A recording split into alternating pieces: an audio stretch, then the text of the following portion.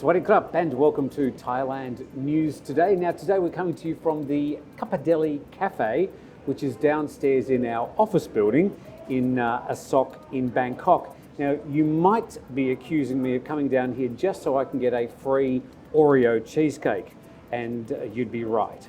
But it's a little bit different from usual. Nice to get out of the actual office, but let's talk about today's main news stories.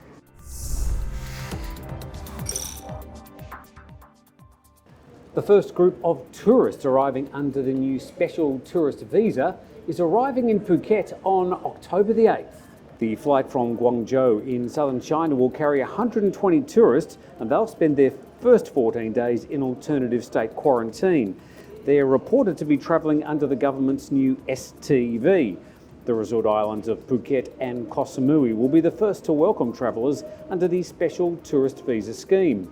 Guangzhou has not recorded any new cases of COVID-19 virus for a prolonged period.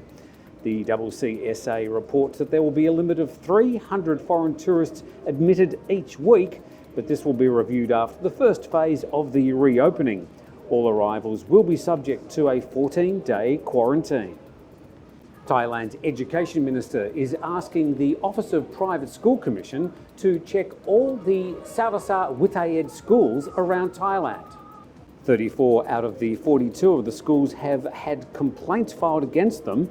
Allegations of abuse first emerged when the actions of an abusive teacher at a branch of the school in the central province of Nonthaburi, just north of central Bangkok, were captured on CCTV.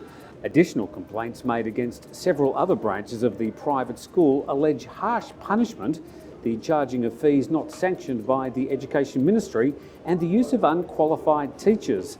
The Thonburi school was also accused of using babysitters as teachers.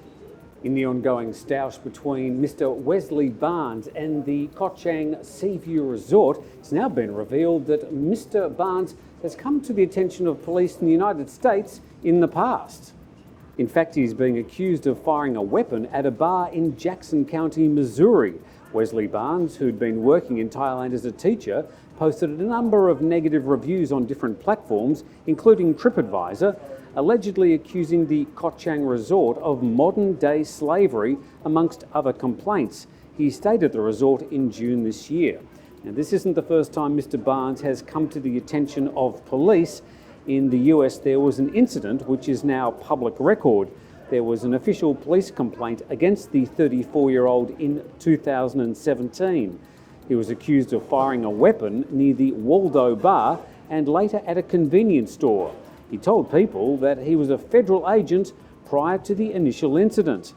Of course, the man's criminal record doesn't prevent him from posting negative reviews, but provides just a little more context into the ongoing saga between the hotel and Mr. Barnes. Now this one's a little bit out of left field. The Thai Prime Minister Prayut Chan-o-cha has dismissed rumours that he might be forming a coalition with his former foes, the Thai Party. While the Prime Minister initially didn't respond to the question, instead bidding reporters a good day and walking away, he did mumble that he'd had enough headaches with one of his coalition partners. Meanwhile, the Deputy PM, Prayut Wongsuwon, also dismissed the question, accusing the media of being behind the speculation. Under the current constitution, the Thai PM is elected by a parliamentary majority and not automatically coming from the leader of the party with the most number of votes. But a coalition between Prayut and Thai does seem, at face value, extremely unlikely. And 10 people had to be hospitalised after a chemical spill near a village in Samut Prakhan, just southeast of Bangkok. Those near the spill reported feeling nauseous and some had trouble breathing. Officials don't know what chemicals were in the tank at this stage. The 1-metre tank had been taken into the forest by 2 employees at a second-hand shop who hoped they could take it apart and sell the scrap metal. The 2 employees fainted when the tank spilled. Trees and grass in a 100-metre radius of the chemical spill also died. The chemical let off a strong odour, and Thai media says the fumes spread to a nearby village. Those at the second-hand shop close by the chemical spill started to feel nauseous and some had trouble breathing.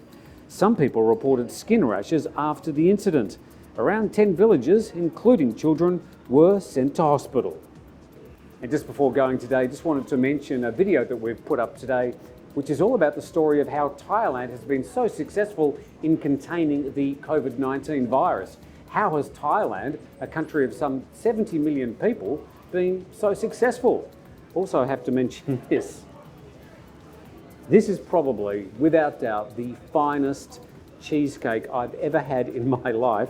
And I'm not just saying that because I'm getting this for free. I'm not getting this for free, actually. This is going back into the cabinet because there's 17,000 calories per bite if you actually have one of these. But it is delicious, and you can get these at the Kappadeli Cafe in Asok. I think they've got some other branches around Bangkok as well. Anyway, from the cheesecake and me, we bid you farewell, and we'll see you tomorrow.